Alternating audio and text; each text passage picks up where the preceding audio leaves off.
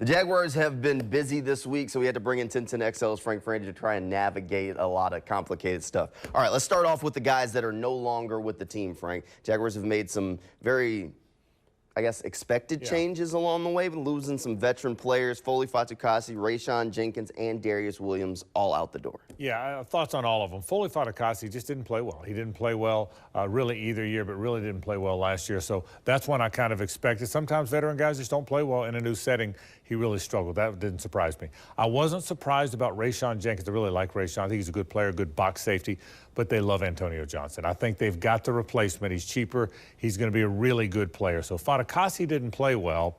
Rayshawn played okay, but he was expensive, and you got a guy that might be really good to fill in for him. That's what happened there. Darius Williams surprised me. The only thing, because I thought he played best. I thought he was their best defensive back perhaps last year. Had 4 interceptions, had a bunch of pass breakups.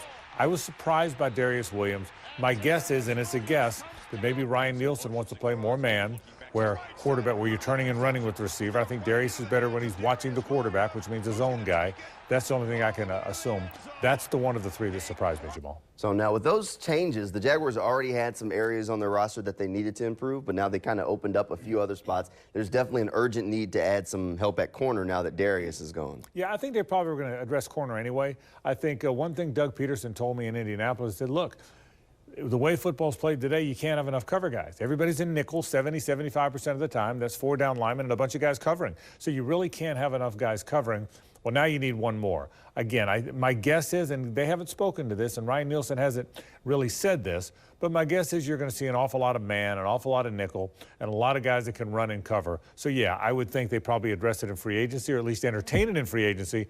And certainly you got to wonder if now number 17 overall, regardless of what happens in free agency, is a cornerback. That's what everyone seems to think. All right, you mentioned free agency. Those moves did open up a nice chunk of cap space. The Jaguars used a little bit of it on Josh Allen, but they still have something to work with. Last year they weren't active in free agency. Do you think maybe they'll be a little bit more active this go-around? I do. I think they'll be very active. Look, I think they're in their window. I've said that all along. I think this is a moment where they think now is when you win. You go. I hearken back to the 90s, Jamal, when they brought in Carnell Lake and Hardy Nickerson and Bryce Pop, a bunch of big-name free agents, because it was time to win. And they came up 1 game short of the Super Bowl in '99. I thought they probably had the best team in the league.